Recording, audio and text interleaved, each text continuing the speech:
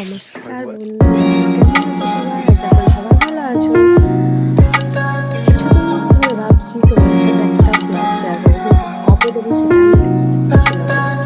আজকে লক্ষ্মী পুজোর বিশেষ দিন, আর আজকে একটা স্পেশাল দিন, যে আজকে আমাদের বাড়িতে পুজো। আর আমি তোমাদের সাথে শেয়ার করছি একটা ছোট্ট লক্ষ্মী ঠাকুর।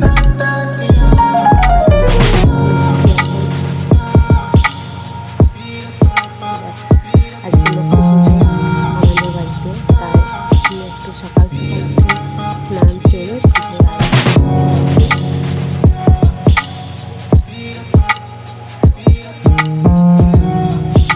এই যে সব রেডি করে আমি এক